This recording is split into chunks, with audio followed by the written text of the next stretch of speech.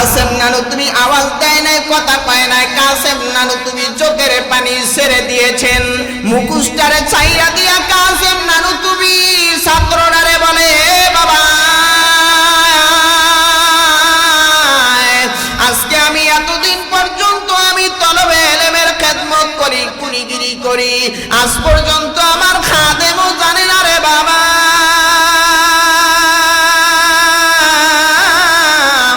আমার এই আমলটা তুই প্রকাশ করে দিবি না রে বাবা। আমি রাতের বেলা দিনের বেলা হাদিস পড়াই, আর আমি রাতের বেলায় আমি এই কামটা করি। বিভিন্ন মানুষের কাছে কাছে গিয়া গিয়া আমি হাদিসের দশ দেই। আল্লাহর বান্দা এবার বললেন কয় কারোর কাছে কবি না। আল্লাহর বান্দা যখন চলে গেলেন, যাওয়ার পরে বাবা এবার গিয়া যখন ট্রেন স্টেশনে দাঁড়াইলেন, কাসেম নানু তুমি বারবার বাবা চোখের পানিগুলি ছেড়ে দিয়া কান্দে আর মোছে।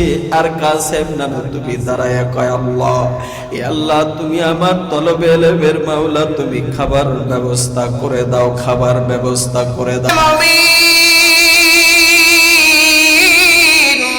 ওই ট্রেন থেকে একজন আল্লাহর বান্দা ভদ্রলোক দুই হাতের মধ্যে বাবাতে দুইটা ব্রিফকেস নিয়ে আসলেন। আসার পরে এবার কাসেম নানু তুমি বাবা ওই জায়গার কুলিদেরকে বলে, কুলি ভাইরা রে আমি নতুন একজন কুলি, তোমরা আমার চেনবা না রে ভাই। আমার ফ্যামিলিটা অনেক বড়, আমার ফ্যামিলিতে কোনো খাবার নাই। যদি তোমরা একটু সুযোগ দিতা তাইলে আমি এই আল্লাহর বান্দাটার ব্রিফকেস দুইটা নিতাম। একটু সময় দিবানি, একটু সময় দিবানি আমারে। এই কথা বলতে আছে বাবা বারবার ডাক দিয়া বলে। এবার অন্য কুলিরা বাবা ডাক দিয়া বলে হা ঠিক আছে আপনি নেন। এ বাবা কুলিদের সর্দার ছিল, সর্দার বলে হা দে দে, উনি একজন মৌলবী মানুষ, অনেক অভাবে আছে, ওনারে ব্রিফকেস দুইটা দে। এ বাবা ব্রিফকেস দুইটা দিছে, দেওয়ার পরে ওই আল্লাহর বান্দাটায় বলে কুলিরে তোমার মাথার ভিতরে না। এ বাবা যার সিনার ভিতরে মদিনাওয়ালার হাদিস, আজকে আল্লাহর বান্দাটায় মাথার ভিতরে বাবা একজন সাধারণ মানুষের বাবা কুলিগিরি করে ব্রিফকেস গুলি মাথায় নিয়ে আল্লাহর বান্দায় এবার বাবার সামনে আগায়। যাইতেছে যাইতেছে যাইতেছে, যখন আধা রাস্তায় গেল, যাওয়ার পরে এবার বাবা ভদ্রলোক পিছনে পিছনে তাকাইয়া তাকাইয়া দেখে রে মুমিন কাসেম নানু তুমি হাঁটতেছে, কাসেম নানু তুমি হাঁটে রে মুমিন। আর বাবা ভিতরে একটা ভয়, আবার কোন জায়গায় যাইবে, আবার আমারে চিনে ফেলবে। কয় ডানে যাও বামে যাও, ডানে যাও বামে যাও। কয় হে কুলি তুমি কি চিনো না কি? কয় কোন জায়গা? কয় দেওবন্দ মাদ্রাসা টিজোর ভিতরে তুমি যাইবা। এবার কাসেম নানু তুমি বলে কয় কি ব্যাপার, ওই জায়গার ভিতরে কেন যাবেন বলে। কয় রাত্র গভীর, বলা যাবে না, বলা যাবে না, তোমারে হাঁটতে বলছি, তুমি হাঁটতে থাকো। জোরে কল সুবহানাল্লাহ। কয় হাঁটো, তোমাকে বলা যাবে না, বলা যাবে না। এ বাবা পিছনের দিকে বাবা তাকায়া রইলেন। এ বাবা পিছনে পিছনে ভদ্রলোক হাঁটে, কাসেম নানু তুমি সামনে সামনে হাঁটে রে মুমিন। হাঁটতে হাঁটতে যাইতে যাইতে বাবা এমন সময় হঠাৎ করে ওই ভদ্রলোকটায় বাবা যখন নাকি তার মাথার দিকে তাকাইলেন, তাকাইয়া দেখে বাবা কাসেম নানু তুমির পাগড়ি যেই জায়গায়, তার কাছ থেকে 4 আঙ্গুল উপরে তার ব্রিফকেস শুনলে মাথার লগে লাগে না। ব্রিফকেস দুইটা মাথায় নিয়ে কাসেম নানু তুমি হেঁটে হেঁটে বাবা যাইতেছে যাইতেছে, যায় যখন দেওবন্দের কিনারায় যাবে, এর আগ মুহূর্তে বাবা একটা ফাঁকা জায়গা আছে, ওই জায়গার ভিতরে বাবা এবার ভদ্রলোকটা ডাক দিয়া বলে কয় এই জায়গায় কুলি তুমি নামাও, এই জায়গায় তোমার ব্রিফকেসটা নামাও। যখন বাবা নামাইলেন, নামাবার পরে বলে আপনার মুখটা একটু খোলেন। কাসেম নানুতুবি বলে কয় না না, আমার মুখ খোলা যাবে না, মুখ খোলা যাবে না। কয় না, আপনি মুখটা খোলেন। কাসেম নানুতুবি কয় না না, মুখ খোলা যাবে না। বারবার বলার পরে এবার বলে আপনার পরিচয়টা দেন। কয় আমার নাম হইছে মুহাম্মদ কাসেম।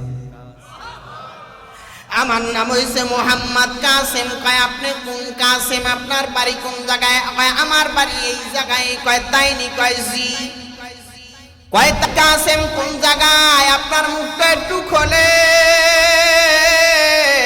এ বাবা যখন নাকি আল্লাহর বান্দার মুখটা খুললেন, খোলার সাথে সাথে রে বাবা সাধারণ মানুষটা জড়ায় দইরা বলে, রে আল্লাহর ওলি,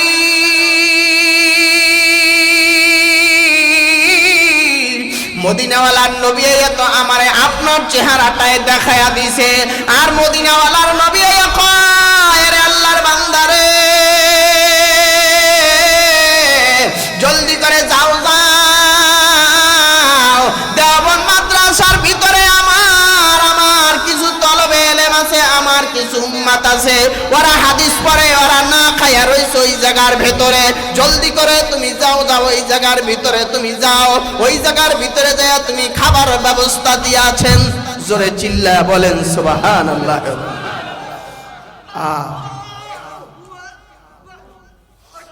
এ বাবা এদিক তাকাইন না বাবা, আমার দিকে তাকাও রে বাবা।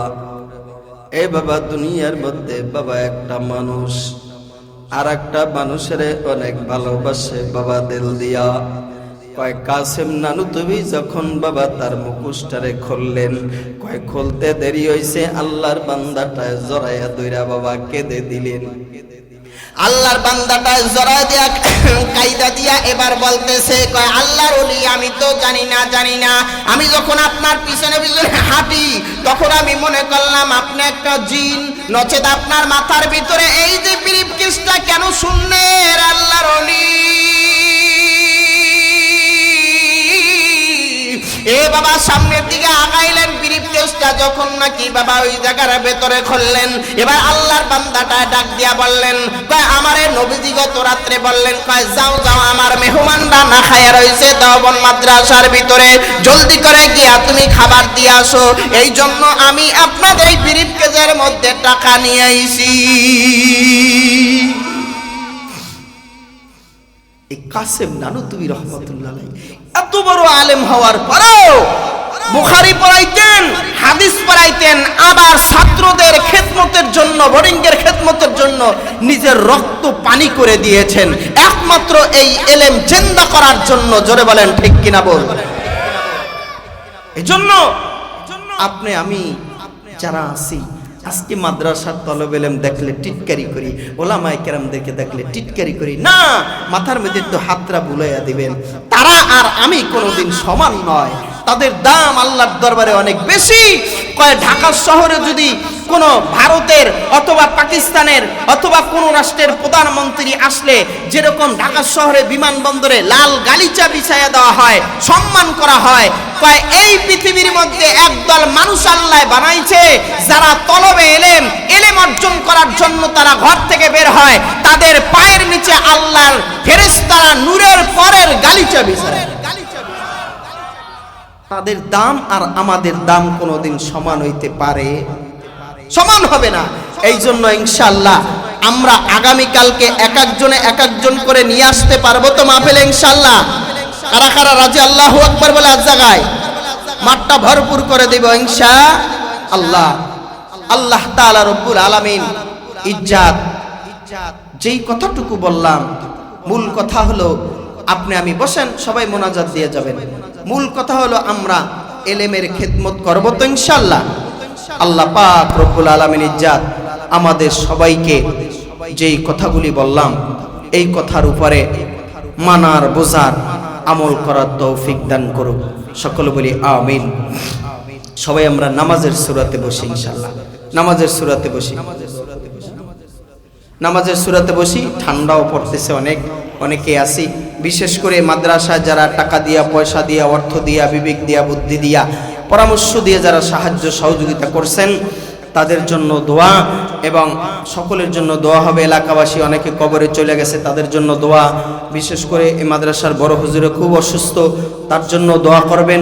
ওলামায়ে কেরামের জন্য দোয়া করবেন, এবং এলাকাবাসীর জন্য দোয়া, এবং যারা আপনারা আসছেন সকলের জন্যই সকলে দোয়া। ফুটবল যদি একটা ওয়ালে মারে তাহলে নিজের দিকে চলে আসে, আপনি আর এক মমিনের জন্য দোয়া করবেন। ইন্নামাল মুমিনুনা ইখওয়া, একজন মমিন আর একজন মমিন ভাই। আল মুসলিম আখুল মুসলিম, আর একজন মুসলমান আর একজন মুসলমান ভাই ভাই। এক ভাইয়ের জন্য আর এক ভাই দোয়া করবো তো ইনশাল্লাহ। হিংসা দমাস তাকাব্বারি সব বাদ দিয়ে আমরা দোয়ার মধ্যে থাকবো, দোয়া করবো ইনশাল্লাহ। আর সকলে ইনশাল্লাহ আমার জন্য দোয়া করবেন। আল্লাহ তাআলা যেন দিনের সহি রাস্তায় সহিভাবে চলার জন্য আমাকেও আল্লাহ তাআলা তৌফিক দান করে। সকলের কাছে দোয়া চাই। আমি আপনাদের দেশের মেহমান, আমাকে অনেকে চিনেন অনেকে চিনেন না। হ্যাঁ, আমি আপনাদের এলাকার কিন্তু জামাই, আপনার এলাকা জামাই। এই আমার শ্বশুর মাওলানা জানাল আব্দিন সাহেব আমার শ্বশুর। হ্যাঁ, আমাকে অনেকে চিনেন অনেকে চিনেন না। তবে এই মুফতি ইসমাইল ছোট ভাই হয় আমার এলাকার। এবার মুফতি হাইবুল্লাহ সাহেব আমার এলাকার ভাই, বড় হুজুরের তো আমাকে ওস্তাদেই। এই জন্য আমার বাড়ি মুলাদি পৌরসভায়। আমিও দোয়া চাই, আপনার জন্য দোয়া করি, আপনারা দোয়া করবেন ইনশাল্লাহ। আগামীকালকে এক একজন নিয়ে আসবেন ইনশাল্লাহ। আল্লাহ তাআলা আমাদের সবাইকে মানার বোঝার আমল করার তৌফিক দান করুন, সকল বলে আমিন।